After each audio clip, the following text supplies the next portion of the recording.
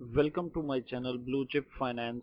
In this video, we are going to discuss about the paper of Advanced Final Accounts BCom 2 paper 2014 supplementary Punjab University.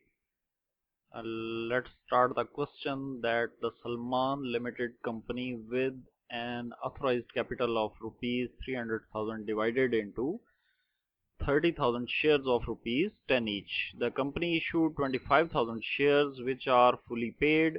The following is the trial balance extracted from the company's account as on December 31, 2013. तो सबसे पहले तो trial balance के favourable balances और इनकी proper placement के ये किधर किधर जाएंगे। सेल्स ट्रेडिंग के अंदर क्रेडिट साइड के ऊपर आ जाएगा। कैरेज डायरेक्ट एक्सपेंस है तो ट्रेडिंग के अंदर डेबिट साइड पे। परचेजेस ट्रेडिंग के अंदर डेबिट साइड के ऊपर। इंश्योरेंस रेंट ये दोनों इनडायरेक्ट एक्सपेंसेस हैं तो ये प्रॉफिट एंड लॉस के अंदर डेबिट साइड के ऊपर आ जाएंगे। Issued and paid up capital चूंकि 25,000 शेयर्स इसने इशू किए हैं ₹10 और 2,50,000 ये आपका आ जाएगा जी बैलेंस शीट में लायबिलिटी साइड के अंदर। और जनरल एक्सपेंसेस इनडायरेक्ट एक्सपेंसेस हैं तो प्रॉफिट एंड लॉस में डेबिट साइड के ऊपर। डेटर्स आपके लिए अगर एडजस्टमेंट्स इसकी अगर हुई तो आफ्टर एडजस्टमेंट ये आपका बैलेंस शीट में एसेट साइड के ऊपर करंट एसेट्स के अंदर आएगा। एडवर्टाइजमेंट सैलरीज ये दोनों भी आपके इनडायरेक्ट एक्सपेंसेस हैं तो प्रॉफिट एंड लॉस में डेबिट साइड के ऊपर।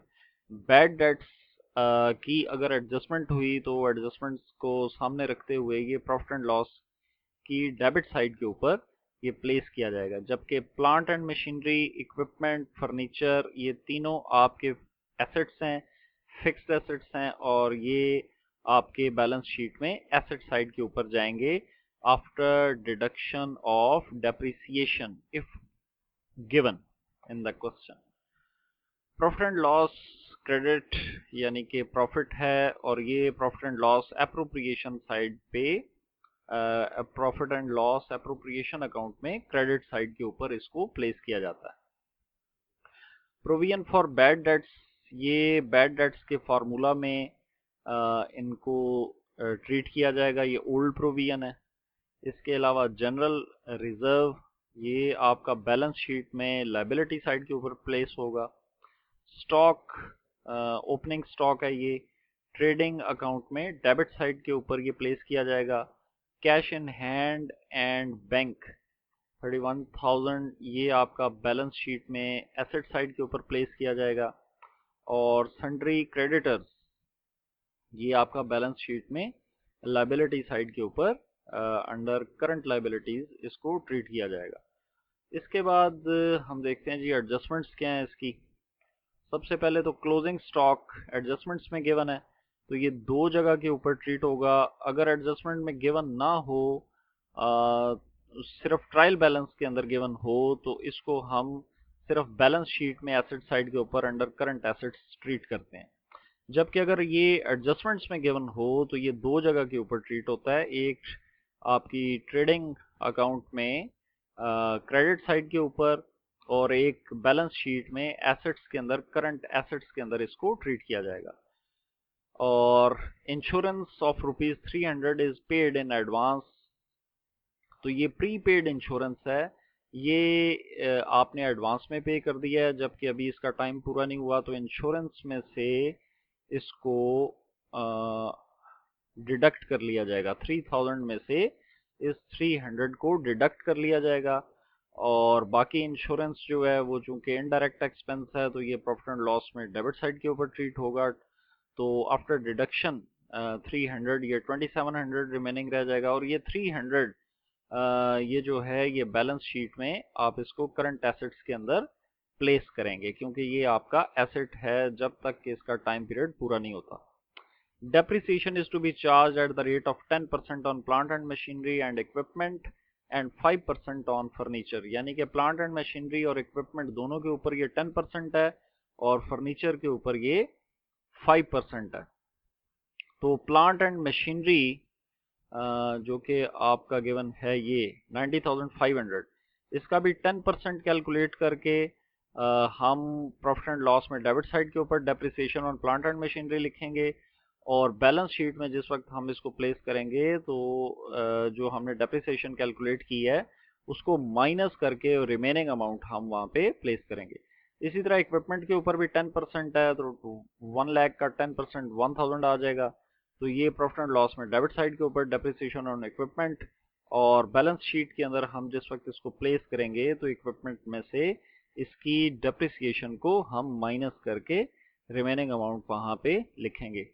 इस तरह फर्नीचर जो है, फर्नीचर के ऊपर डेप्रिसिएशन 5% है, तो 5% 60,000 का कैलकुलेट करके डेप्रिसिएशन ऑन फर्नीचर ये हम प्रॉफिट एंड लॉस में डेबिट साइड के ऊपर लिखेंगे, और बैलेंस शीट में जिस वक्त हम फर्नीचर की एसेट वैल्यू को लिखेंगे तो बुक वैल्यू लिखेंगे, यानी कि 60,000 minus 5% depreciation which is calculated on furniture. तो उसके बाद rent of 270 is outstanding, outstanding है तो ये ऐड हो जाएगा रेंट के अंदर।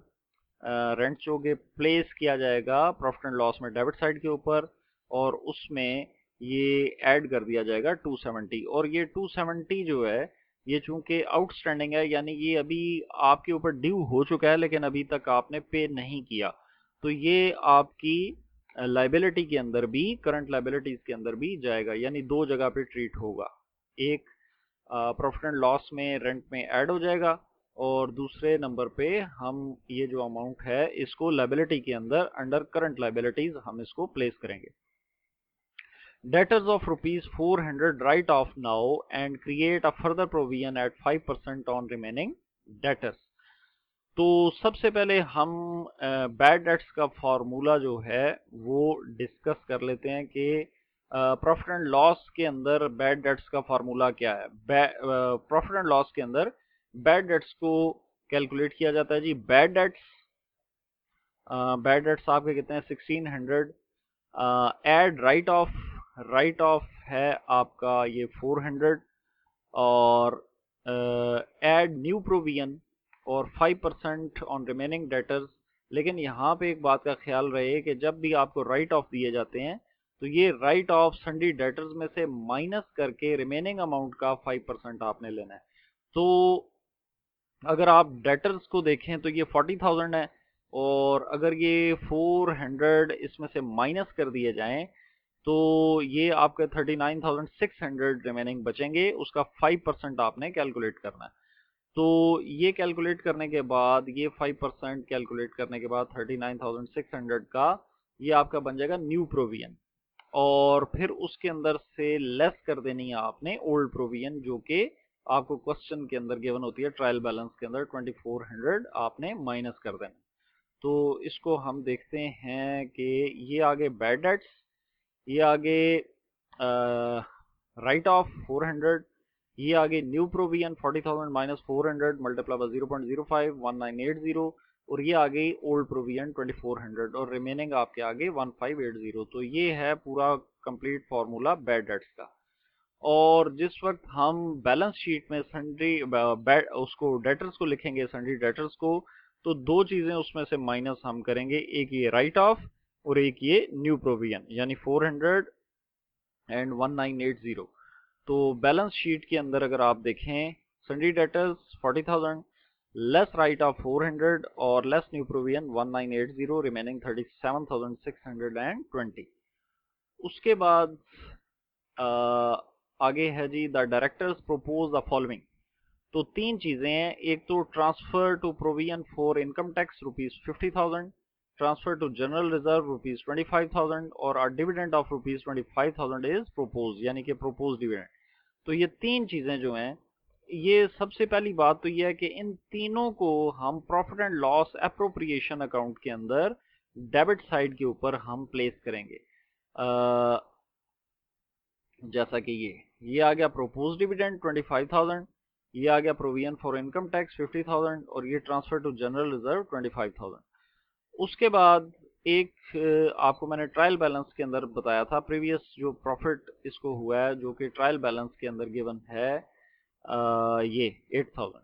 ये 8000 जो है ये आपका डेबिट साइड के ऊपर आ जाए, क्रेडिट साइड के ऊपर आ जाएगा, और जो न्यू ईयर का प्रॉफिट है करंट, वो अभी हम कैलकुलेट करने के बाद वो यहाँ पे प्लेस कर देंगे। और ये फाइनल ये जो प्रॉफिट है आपका, ये जो बैलेंस है ये ट्रांसफर हो जाएगा बैलेंस शीट के अंदर। अब इन तीनों की जो सेकंड प्लेसमेंट है कि ये आगे कहाँ पे इनको प्लेस किया जाएगा, तो प्रोपोज डिविडेंड और प्रोविजन फॉर इनकम टैक्स, ये तो दोनों चले जाएंगे करंट लायबिलिटीज में बैलेंस शीट के अंदर। ये आ गया प्रोपोज डिविडेंड और ये आ गया provision for income tax 25,000 and 50,000। और जो आपका जनरल रिजर्व है जो कि क्वेश्चन के अंदर गिवन है, जनरल रिजर्व ये 10,000। तो बाकी जो है ये जो आपका ट्रांसफर टू जनरल रिजर्व है 25,000, ये इस 10,000 के अंदर ऐड हो जाएगा बैलेंस शीट के अंदर। तो जनरल रिजर्व जो है ये होता है जी लायबिलिटी साइड के ऊपर। ये आ गया जनरल रिजर्व 10,000 और ये आ गया एड ट्रांसफर 25,000, टोटल हो गया 35,000। तो ये है जी कंप्लीट क्वेश्चन। अब इसको आप वन बाय वन देख लें कि सबसे पहले ट्रेडिंग है, डेबिट साइड पे स्टॉक आ गया, परचेजेस आ गए कैरेज, और क्रेडिट साइड के ऊपर क्लोजिंग स्टॉक और सेल्स, और 201,000 आपका ग्रॉस प्रॉफिट आ गया जो कि ट्रांसफर हो जाएगा आगे प्रॉफिट एंड लॉस अकाउंट के अंदर। और ये आपके जितने भी हैं इनडायरेक्ट एक्सपेंडिचर्स ये आपके आ जाएंगे। जनरल एक्सपेंस आ गया 6900, insurance less prepaid, advertisement, salaries, rent, add outstanding, depreciation आ गई तीनों। उसके बाद बैड डेट्स का फार्मूला हम ऑलरेडी डिस्कस कर चुके हैं। और आपके रेवेन्यू में से जिस वक्त ये एक्सपेंसेस माइनस किए जाएंगे तो 137,000 ये आपका करंट ईयर का नेट प्रॉफिट है जो कि प्रॉफिट एंड लॉस अप्रोप्रिएशन में फिर हमने ये ट्रांसफर कर दिया इधर, और ये हम ऑलरेडी डिस्कस कर चुके हैं। और फाइनल आपका डिविडेंड को प्रपोज करने के बाद, इनकम टैक्स प्रोविजन के बाद और जनरल रिजर्व के अंदर ट्रांसफर करने के बाद जो रिमेनिंग प्रॉफिट है आपके पास वो है 45,000। और ये फाइनली फिर आपका बैलेंस शीट में ये आ गया प्रॉफिट एंड लॉस अकाउंट 45,000। और इशूड, सब्सक्राइब्ड और पेड अप कैपिटल जो है वो 2,50,000 है। इसके अलावा करंट लायबिलिटीज जो हैं इसके अंदर सन्डी क्रेडिटर्स हैं, propose dividend, provision for income tax, और आउटस्टैंडिंग रेंट था एक 270। अगर एसेट साइड पे आए तो सबसे पहले तो फिक्स्ड एसेट्स तीनों, plant and machinery, furniture, equipment, ये डेप्रिसिएशंस को लेस करके हमने लिखना है। उसके बाद डेफर्ड कॉस्ट इसके अंदर कोई नहीं गिवन। और करंट एसेट्स के अंदर सन्डी डेटर्स हम ऑलरेडी डिस्कस कर चुके हैं, प्रीपेड, इंश्योरेंस, क्लोजिंग स्टॉक और cash in hand and bank. और टोटल जो बैलेंस है 414,870।